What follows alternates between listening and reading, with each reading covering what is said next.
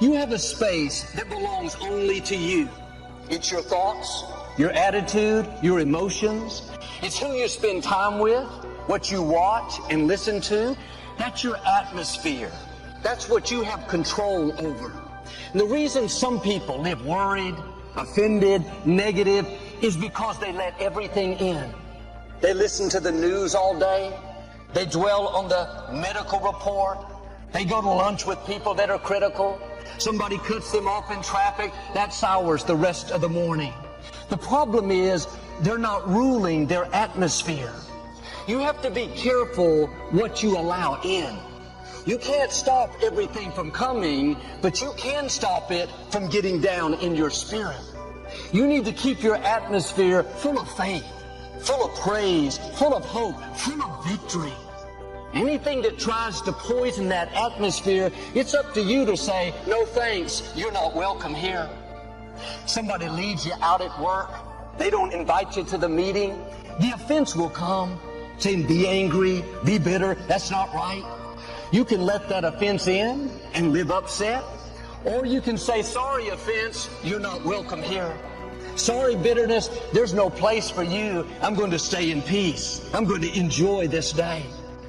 You don't have control over what people do, but you do have control over your thoughts, your attitude, how you respond. Proverbs says, a person that doesn't rule his spirit is like a city with broken down walls.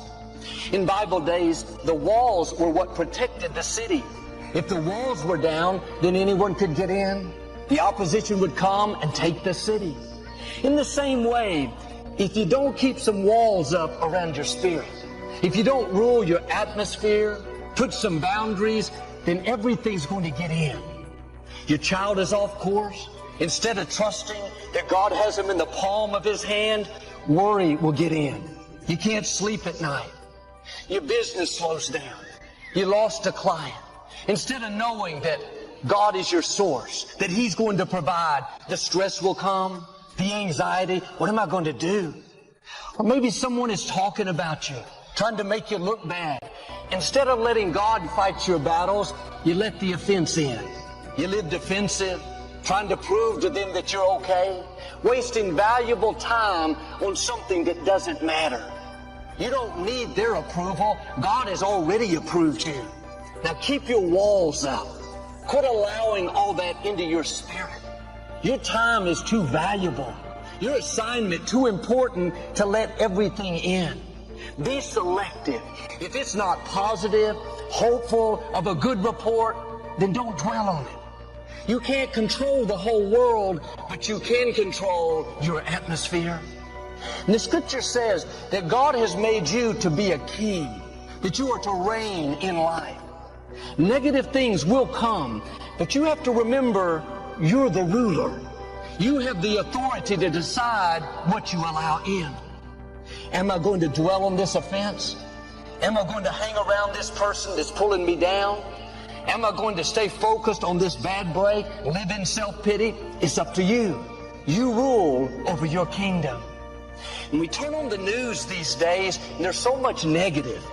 We hear about how bad the pandemic is, the divisiveness in politics, the unrest in our society. If you allow that division to get in you, the disrespect, the anger, it's going to pollute your thoughts, steal your joy, make you sour. You have to be proactive. What are you watching?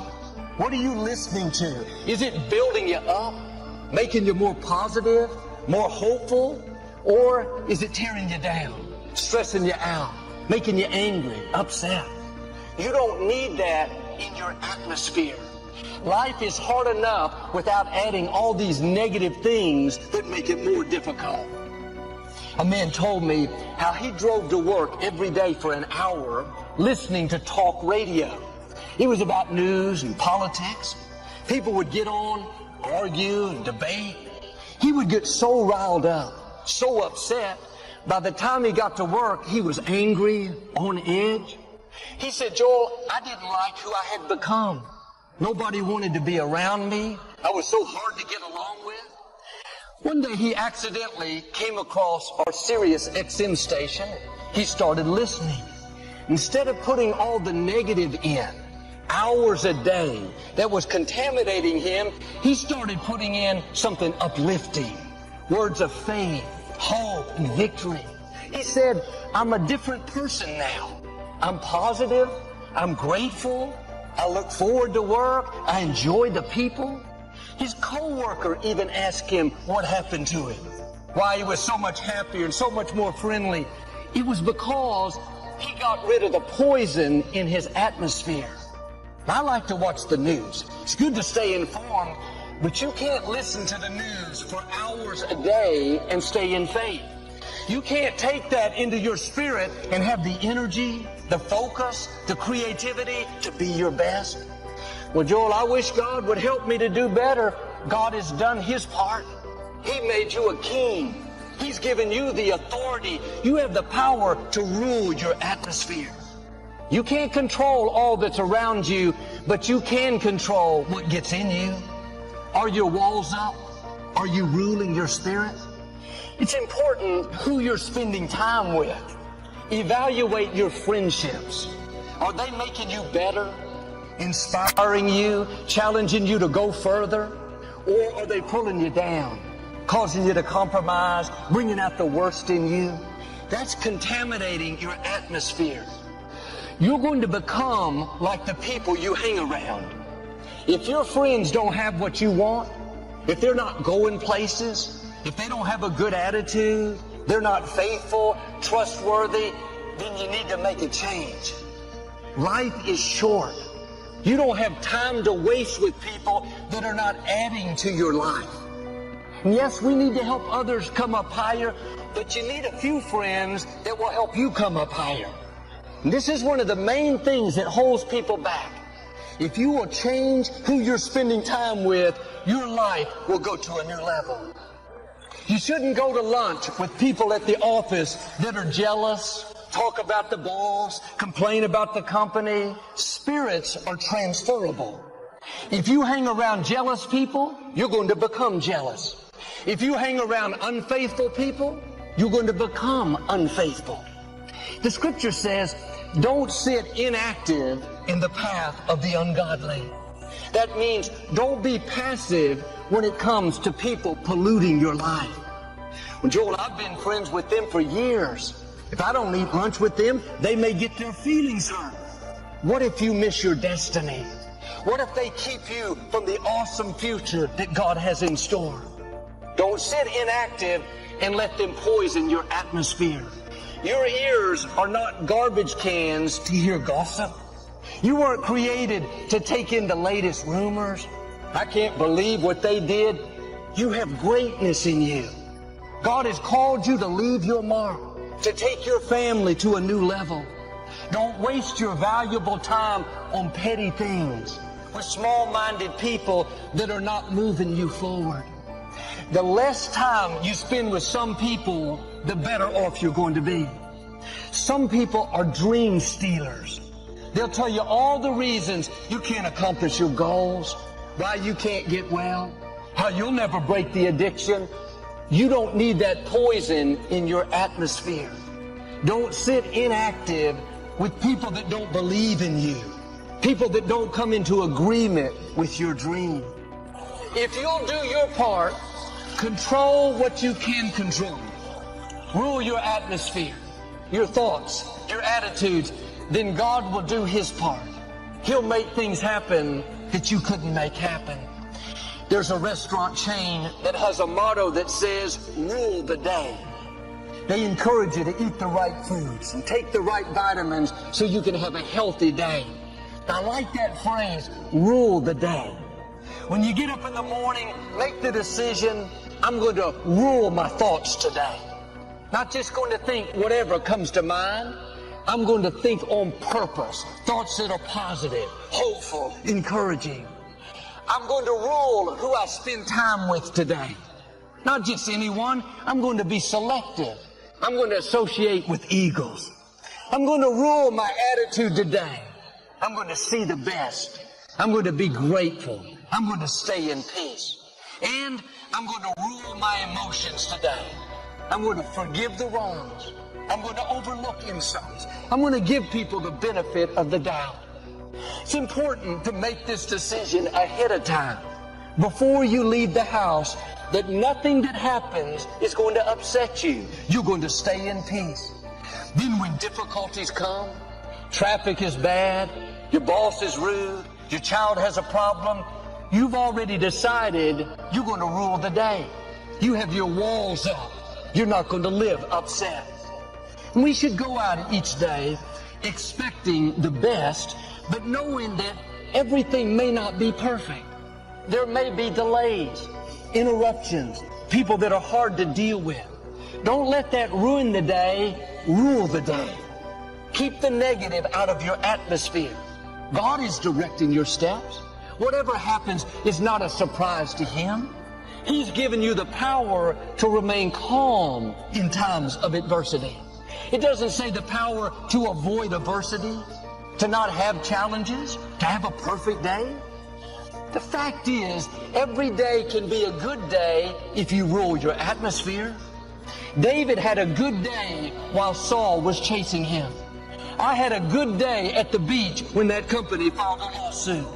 Quit waiting for all the circumstances to be perfect. You can have a good day in the middle of a pandemic. You can have a good day even though you have challenges at work, even though you're dealing with an illness, even though some people don't like you. Stay calm, stay in faith, and rule the day. Make the decision like David. This is the day the Lord has made. I'm going to live it in faith. I'm going to be happy today. I'm going to be good to others. I'm going to make the most of this day. I called to order a pizza one night. I had done this for many years. The first thing they always ask for is your phone number. A young lady answered the phone. I said very politely, hello, and I started to give her my number. You would have thought I had just committed a major crime. She practically screamed in my ear, sir, I am not ready for your phone number. When I want your phone number, I will ask for your phone number. Somehow, at that point, I didn't feel like a pastor. I felt some other things rising up. I had to make a decision. Am I going to rule my atmosphere? Or am I going to let her poison my atmosphere? Am I going to keep my walls up? Or am I going to be offended? People are always trying to bring their atmosphere into your atmosphere. People that are hurting, that have issues, dealing with things, they will try to put their poison on you. They're not bad people, they're just hurting. And the mistake we make too often is we take the bait. We let the offense in. We get upset, do to them what they did to us. But you don't overcome evil with more evil. You overcome evil with good. I thought to myself, I've already made the decision that I'm going to stay in peace today. I'm not going to get upset. I'm going to rule this day. Why do I care about influence? I care about influence because businesses are built on people. People have all these weird bugs in the system. They act f***ing weird. Like people act weird. They act crazy. They act at total odds from what they say they want. To do the job, to live your life, and protect yourself from all of the things that may affect your life. There are people right now that have been told that they're worthless. The next step is being a leader. You have to decide that you want to lead. You have to step forward. That means not being like everybody else in your school. I don't care if you're in 6th grade or you're in college right now. It's being a leader. I've come to learn that there's a huge difference between failing and failure. Failing is like stubbing your toe, you know it happens. It's a verb, you know it's just something you do. But failure is a noun, it's an identity. It's a place of where you stay, and I failed a lot along the way, but I was never a failure because I kept trying. I kept doing it. I understood over time that my value wasn't representative of the things that worked or didn't work. It's really bizarre. And one of the things, it's bizarre until you really get into the psychology of why it is. Once you understand why it is, then you can have some influence over it. So that really is the thing nobody talks about. And I'm always weirded out how nobody talks about emotion. Nobody wants to connect. Brene Brown talks about vulnerability. If you don't know Brene Brown, look her up. Dude, I will be the most vulnerable cat whenever, because it tells people I'm real. It gives you real insight into me as a human being. Now, why is that important? Because I wouldn't do it if it didn't move me towards my goals. So even vulnerability for me is a strategy. But the reason it works is because I'm opening myself up as a human being. Connection regrets are if only I'd reached out. And these are regrets about relationships, where you have a relationship, or you should have had a relationship, and it comes apart, usually through drifts, and you want to reach out, but you don't because you think it's going to be awkward and the other side's not going to care, so it drifts out even more, and then in some cases it ends up being too late. And so these 4 regrets, to me, reveal what makes life worth living. What do we want out of life? We want a stable foundation. We want some stability. We want a chance to do something. We want a chance to learn and grow and lead a psychologically rich life. You're connecting with people on a real level. It is just a truth. Human beings want to connect with authentic people. And the people they distrust the most are the ones that they can't understand their motives. When you don't understand someone's motives, I'll speak for myself. When I don't understand someone's motives, they freak me out. I can feel them trying to move me around the chessboard, and I don't know why. I don't mind when I feel someone moving me around the chessboard when I know why they're doing it, because then I can decide if I want to move or not. But if I don't know why, there's just that resistance to being moved, the unknown, the unease that causes. So once I fully accepted that I was dealing with humans, that they didn't want to feel me moving them around the chessboard, that they would respond. If I opened myself up to them, they would open themselves up to me, that they would open themselves up to each other, that we could really get some teamwork and some cohesion. If I hired for compassion, which is it just works in human societies. Humans are a social animal. We want to do the right thing. I'm convinced that most of us want to do the right thing. And what else do we want? We want love. We want connection to other people. And that's what makes life worth living. In a weird way, regret also taught me about what makes a good life, because I had collected 16,000 regrets from people in 105 countries. And when they told me their regret, in a sense, they were also telling me about what made life worth living. How do I turn that? How do I take something that feels like it hurts and turn it into progress? This is important. In some ways, it's central. Regret hurts. There's no question about that. But here's the thing. Regret also instructs, and you can't have one without the other. So if you avoid the pain, you don't get any of the learning. So what you have to do is be able to process that pain. And I think there's a way for us to do that, to take our regrets, use them as signals. It was so frustrating because I was chasing an idea of value, not understanding that I was valued to begin with. A crumpled up 20 bill is still 20. It doesn't lose its value when it's beaten up. You have a right to what you're feeling. But just because you feel it doesn't mean it's real. I'm going to acknowledge that I don't like this, but I'm also going to acknowledge that I don't want to stay in this feeling, because if I already have to go through this diabetes, I already have to go through being different. That they want to mount to anything. And they have allowed their emotions and their feelings to get disrupted. And ladies and gentlemen, you allow these things to happen because you're not protecting yourself. So you got to suit up. You got to put on that armor. You got to be a little bit more faithful. You have to understand that there is a purpose behind the purpose. And there is a greater power than you and I. It's not being one of the guys. It's not being part of the pack. It's being different than other people. It's thinking different than other people. It's learning early in life that other people's approval, your friends, your buddies liking everything you do and believing in everything you do is not going to get you where you want in life.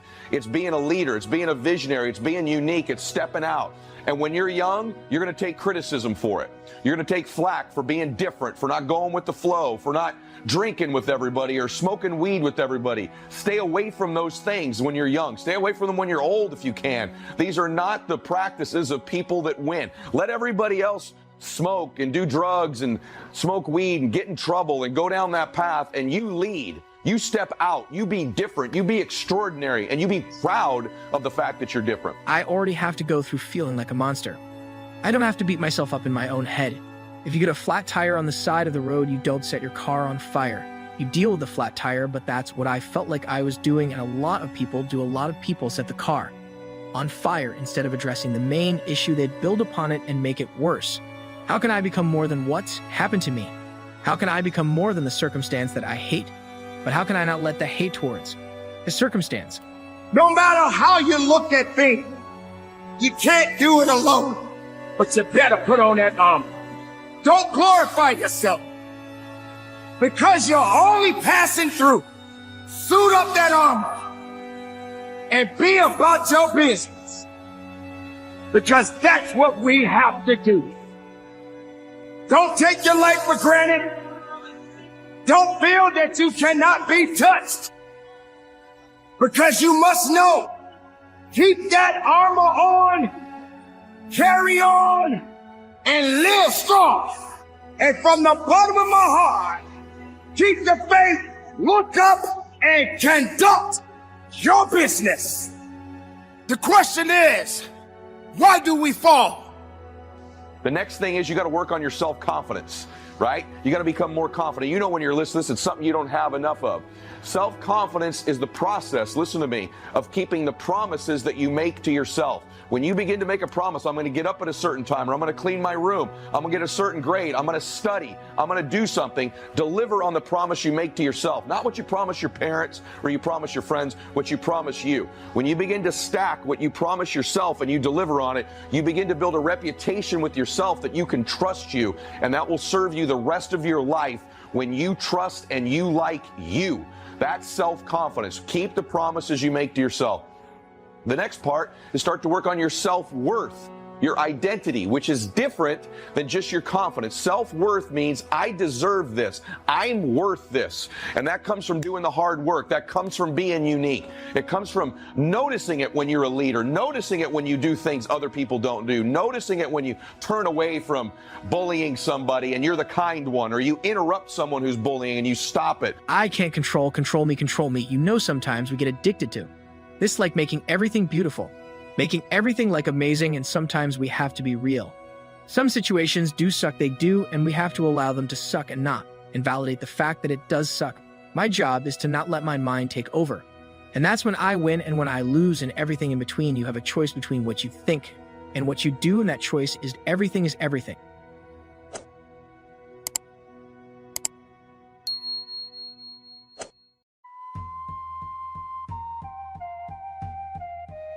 People are teaching self-esteem these days, but they don't connect it to disciplines. The least lack of discipline, and it starts to erode our psyche. So the days you don't feel like getting up, just think about them. Somebody tell me in this room, when you think about your siblings, when you think about mom and dad and grandma, when you think about your uncle and aunts, when you think about those coaches, those people who've been there for you, just raise your hand if you said, E.T., sleep is better than that. Make sure that as an inspiring actor, that it is your gift to act, not your passion. You gotta be careful about pursuing your passion, young people. Keep it moving, be productive, be powerful, and from the bottom of my heart, conduct your business. This is it, your journey can be seen millions and millions of miles away in everything that you think. Therefore, you shall be greater than your fears. Be stronger than your doubts, because your mind is very powerful. Stop being sorry and start doing better. Better within you, better than anyone has ever seen, better than your mistakes, better than your failures, better than those that doubted you. Lift yourself up, stop with the excuses, stop doing things that you know that is not right doing. One of the greatest temptations is to just ease up a little bit, right? The slightest lack of doing your best starts to erode the psyche. Instead of doing your best, doing just a little less than your best. Sure enough, you say, well, it's just going to affect my sales. No, it's going to affect your consciousness. It's going to affect your philosophy. Now you've begun in the slightest way to affect your own philosophy. Here's the problem with the least neglect. Neglect starts as an infection. And if you don't take care of it, it becomes a disease. One neglect leads to another. The worst of all, when neglect starts, it diminishes our self-worth, our self-confidence, our self-value. Many of you are denied your dream and your goal because you have a consistency versus an intensity problem. Consistency is when you do something. Intensity is how you do something. You say, well, how can I get back my self-respect? I'm telling you, you don't have to go to 29 classes. All you have to do is start the smallest discipline that now corresponds to your own philosophy, like I should, and I could, and I will. No longer will I let neglect stack up on me so that I will have the sorry scenario 6 years from now, giving some excuse instead of celebrating my progress. That's the key to discipline. Okay? Let's get kids involved in the least of discipline. One more, and then one more, and then another one, and then another one, and then some more. And the first thing you know, you're starting to weave the tapestry of a disciplined life into which you can pour more wisdom and more attitude and more strong feeling, more faith and more courage. Now you've got something, a vessel in which to put it. And now the equities start to flow. And the early return, I'm telling you, if you'll start this process, the early return will have you so excited, you'll commit yourself to this strategy for the rest of your life. And that's why many of you, no matter what you do, no matter how much you do it, no matter who you're looking at, no matter what you read, you gonna be denied because you think that just being consistent at something is gonna let you win. And just that earns you a right to win. That I'm being denied that corner office. I'm being denied that car. I'm being denied this quality of life. I'm being denied that opportunity, this scholarship. I keep getting cut off the team. You know, if I just keep practicing, I just stay around this team, sooner or later I'll make it. No, you won't. No, you won't. Because consistency does not guarantee you the win. Many of you, as bad as you don't want to accept this, you're never going to win. Because you're not intense enough. And until you get intense to the point that nothing will get in your way, that you will not get in your way, you'll never win. All the things that will make you better depends on how you think, how you feel, what you do. How you perceive there are going to be times that you're going to want to give up, but you'll have the permission to do so. You must carry on the good fight. What great is in you if you don't believe of your greatness that you possessed inside? What good is your greatness if you don't stand on it? How can you hold on to who you really are? Inside the water may be a little rough. The tide could be coming in, but you got to keep on fighting. You got to keep on. Just raise your hand and tell me, anybody in the room, sleep is better than them, Eve? No one's going to do anything for you. Couple rules of being a real leader. You need to take responsibility for your own life.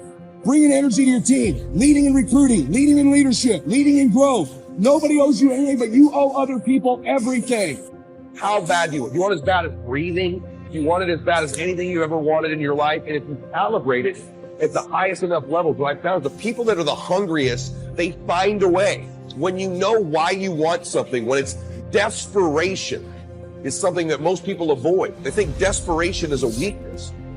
You should pursue your gift. The Bible says your gift will make room for you and put you in the presence of great men. It says nothing about your passion. A lot of people pursue their passion and they forget about their God-given gift. Your greatest chance for success lies in pursuing the gift. So make sure you're not pursuing a passion. I'm passionate about golf. I love golf. I can't play golf. I love being outside. I love the carts. I love the grass. I love the challenge. I'm not a good golfer. I'm passionate about it. Got the clubs, the clothes, golf simulator, putting green in my backyard. I got sand trap in my backyard. Still can't get out the damn sand. Swimming this path that you are taking right now, this emptiness that you are feeling, right now it is only a temporary magic, temporary thing that is going on inside of you. Right now it's only temporary. But it is necessary that you struggle, it is necessary that you feel alone, it is necessary that you have to continue to go forward. This is not the time to quit, this is not the time to give up. Even when you think you're weak, you have a way to be strong. Yes, darkness is upon you, but there will come a time. The sun will shine dawn. Is coming, the sun is going to rise, and you will see the light within you. And I'm here to tell you, desperation is one of the most powerful emotions you could possibly possess, because when you're desperate, you find reserves and reservoirs of ideas, talents, when you find yourself in a desperate situation. So ironically, the one thing most people avoid in their life, hunger, which is caused by being desperate. When you're starving, you become desperate. Think of somebody who's starving on the street. How resourceful would you get if your children were literally starving and you had to feed them, right? So the number one thing we need more than anything to win is hunger, which comes from a state of desperation. Yet we're constantly trying to comfort ourselves in the real world to avoid the state of being desperate. I knew someone was better than me. There's more talented people than me. Probably more talented than you. But like my dad said, the best ability is availability. You might outwork me for 30 days or 60 days or 90 days, but you ain't gonna beat me over a year. I can get out, but I can't put the ball where I want it. So you gotta make sure that you're gifted at it to pursue it. That's first. I can't tell you how many people are in Los Angeles, California, working at restaurants and Best Buys with their headshots. And every time you walk in there, Mr. Harvey, can you take my headshots? I said, what do you do? I'm an actress. What have you acted in? Nothing. I'm an aspiring actress. If you haven't acted in anything, then you're not an actress. You should go on some of these calls looking for tall, beautiful women, and you walk in the casting room and oh my God. Oh my God. The most stunning women you've ever seen. Can't remember a line. So be careful. It's doable, but you have to make sure that it's your gift.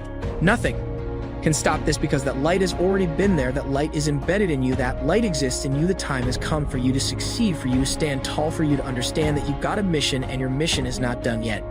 Every day it's not going to be a good day, but every day is a blessed day. Because you are above the ground, you are walking tall, there is no time for sorrow. Because misery has no place in your life. The mind is a powerful weapon because no matter what's happening, your mind does matter, and if you put the wrong things inside of your mind,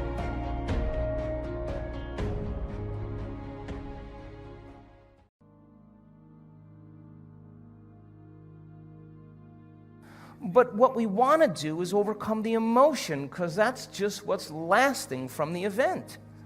So you sit a person down, and the moment you sit them down, what do you think the body's going to do?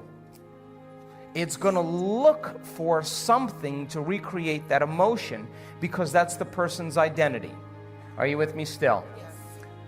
So if I make the person, if I inspire the person to sit there, and they're sitting there, and all of a sudden they're noticing that they're hot, and they're irritated, and their stomach is twisting, and all of a sudden it's a group of sensations, a group of feelings that they have called all along frustration. But the different sensations, the moment you name it, it becomes an emotion. But what it is just bodily sensations. It's energy that's stuck in the body. So the body is looking to go back to the past. It's believing it's in the past. Are you with me still? So if the person becomes aware that their body is doing that, and like training an animal, allow the body to feel that emotion and then settle it down into the present moment. When you settle it down into the present moment, the body starts to trust the present moment and move out of the past. And there's a release of energy. Then the body goes, well, wait a second, what's going to happen in the next moment? And it starts doing that. And it starts to try and anticipate the future. And you settle the body back down into the present moment. And every time you do that, you're telling the body it's no longer the mind, that you're the mind, and your will is getting greater than the program. And all of a sudden, you start to lower the volume to that emotion. And when you begin to break the addiction to that emotion, the side effect of breaking that addiction is called joy. It's called freedom. All of a sudden, the body's saying, I don't want to be tormented anymore. Now, does that mean you shouldn't grieve over things that you lose? Grieving is a biological process. It's neural pruning. It's a death of circuitry. It's a death of emotions. It's the absence, a void of something in your life. And that's important, but in grief, sooner or later, you got to come to a greater understanding about death, a greater understanding about loss, a greater understanding so that you can adapt to those conditions. Every time I sit with someone and they start complaining about their life, and I let them go for a few minutes, and then I go, oh! You know what I say to them? You only complain about your life when it's not working. And the emotion that you're feeling right now is keeping you connected to the past. You never do this when your life is working. And so I don't have a problem with moving through the stages of emotions. But I also know that what a person really wants more than anything else is to be free. People want to be free. And I have witnessed transformation on every culture, on every skin color, every shape, every size, every age. I've witnessed it. And the same radiance that takes place in a person's face, a light behind their eyes, a different physical presentation of their face is eminent, it's real. And that person has worked to overcome themselves. And so it's not that we shouldn't feel emotions. We should feel those emotions and feel them completely. And like a child, get over it though. And people these days, they say, oh, you know, you gotta let your emotions out. You gotta let your emotions out. If you gotta cry. And I understand where that's coming from. And you can get to a point as a person, if there's something that's really traumatic that's happening and all you do is hold it in, and I've seen guys get destroyed over that because they're not expressing the emotions that they have. Right. But that's at a big level, right? At a daily level, no. Yeah. You don't express those things. You keep them inside. That's why I say it like that. Like I'm being kind of sarcastic, but at the same time I'm being serious. Yeah. You know, it's just don't let your emotions out and into the world. Yeah. Keep them for yourself. Own them. Yeah. Keep them for yourself. Don't share them with other people if you don't have to. Yeah. Now, again, people are going to freak out that I'm saying this because you bury your emotions. Because that what happens when you when you've got something really traumatic that you bury, then it eats you apart. And I've talked about that. I mean, talking about things that you go through in life and expressing those feelings that you have about them, that's good. Mm-hmm. But what we're talking about is not that. What we're talking about is daily emotions, little ups and downs, little tick marks on your Richter scale. We're not talking about an 8.8 on the Richter scale, right? We're talking about just like little twos. Yeah. And when you express those 2s and 3s on the Richter scale out to people, you just look unstable. It's a great point that oftentimes expressing your emotions to the world doesn't improve your situation or your position at all. Correct. In fact, I would say that most of the time, expressing your emotions to the world sets you back. And that is why I vote in many cases to stifle your emotions. Keep them in. Yeah. Don't let other people see. You put your cards on the table, right? You put your emotional cards on the table. Now you can't gamble anymore. You're not in the game anymore. The person knows what's going on. That you're giving it to them. You're not going to know what I'm thinking. You're going to think everything's cool with me. Yeah. We're training jiu-jitsu, right? If I'm getting frustrated and I show that to you, what does that do? You're getting, all of a sudden, you just go level up. You think, oh, I got him. He's frustrated right now. He can't. Oh, I'm working. This is working against him. If I'm just saying the same face all the time, which is what I do primarily, hey, same face all the time. Just, moving the same way. When you do get me, I forget what you say. When you get me to react to something good. Recognize the urgency. Yeah, you say, oh, I recognize a little urgency there. And I always go, damn. I don't want him to recognize. I'd rather just have you just pass my guard and you're just there and me just sit there like it's no big deal because it's not. Then me get all panicky. Yeah. Where then you level up a little bit. Mm-hmm. And it's the same thing with life, right? Yep. Every time you express these big emotions to your boss or to your team, you express these big emotions to your team, they see all your cards. Don't let them see all your cards. Is this manipulating?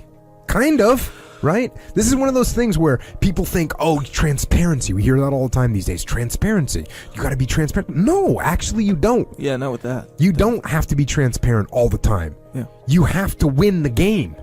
You know what? Does the football coach go out and hand his playbook to the other football team? No. He's got to win the game. Yeah, typically no. And that's not how you win the game.